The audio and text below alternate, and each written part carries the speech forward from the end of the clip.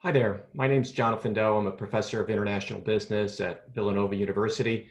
And this is the first of a series of videos I'm putting together on the COVID-19 challenge and globalization. So in these videos, I'm going to be exploring different facets of how the COVID-19 virus and its broader public health implications also pose challenges and issues for globalization, economic integration, and related issues. I'm going to try to keep these videos short, less than 5 minutes. I'll use at most 3 slides, and I'll try to end with a question that you and others might think about as you reflect on the implications of COVID-19 and globalization. In this first video, I'm going to talk about COVID and culture.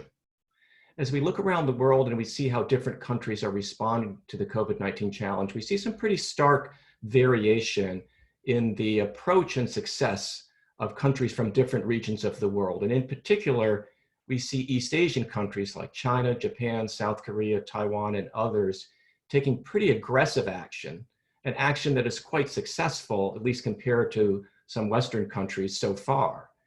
In the West, on the other hand, we see a little bit of unevenness, patchwork, some inconsistency, and at least when it comes to the so-called curve, flattening the curve, less success.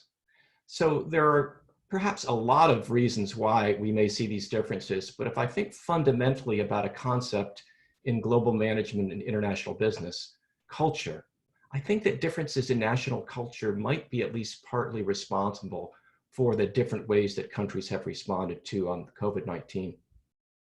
So let me first share with you some basic data about how cultures may differ between different parts of the world. And I'm going to share the data with you first, and then I'll describe to you the concepts behind this data.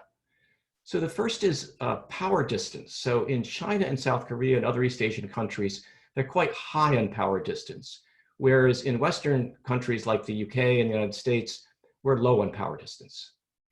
When it comes to individualism or collectivism, US, UK, and other Western countries, especially Anglo-American countries, are quite high on individualism, whereas China and South Korea and other East Asian countries are low on individualism, or we might say they're quite collectivist economies and countries. Now, when it comes to long-term orientation, the East Asian countries are very long-term oriented, whereas in the West, especially US, UK, we are quite short-term oriented. And these cultural concepts come from studies that an individual named Geert Hofstede did a number of years ago. And he actually had 6 cultural dimensions overall, but I've only included the 3 that I think are most pertinent and relevant to the discussion here. Now, what does this all mean, and what does it mean for the responses to COVID-19? Well, power distance is the degree to which individuals accept, without question, really, that some people in society have more power, more influence, and they not only accept that power differential, but they tend to accept directions, orders, and requirements from those more powerful. So no surprise, in response to COVID-19 in places like China, South Korea, Taiwan, and elsewhere, people were quite willing and ready to respond and take direction from authorities when they were asked to take some pretty stark and fairly significant changes in their behavior and lifestyle. Now, when it comes to individualism and collectivism, we have observed already that the Western economies are more individualistic, and that means that people tend to kind of look out for themselves. They look at the world from the perspective of their immediate family or those around them. In collectivist countries, people view themselves more as a part of a collective, a neighborhood, a tribe, a group, or even an entire society. So when we think about how this might influence the response to COVID-19 in East Asian countries that are quite collectivist, there's this intrinsic expectation that people will put those collective interests first and come together, if you will, and rally in the way that they respond to a challenge like COVID-19.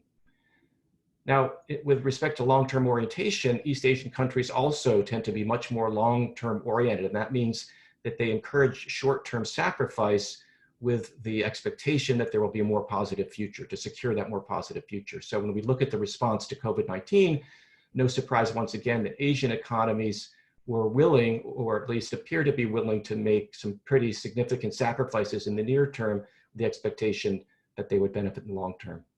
Now, don't get me wrong, it's not necessarily better to have higher power distance or greater collectivism or more long-term orientation. In fact, there are advantages to having low power distance. We have more egalitarian approaches. We tend to question authority. And certainly we wouldn't be willing, I think, to accept at least the more authoritarian way that that power distance manifests in China. And individualism has some benefits as well. Individualistic countries tend to be more entrepreneurial and more innovative.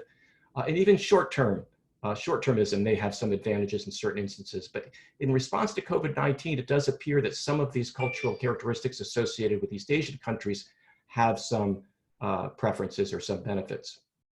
Now, if we look at this curve and the way that different countries are succeeding or not succeeding, we see indeed that the East Asian economies that have already flattened the curve or are getting toward flattening the curve are higher power distance countries.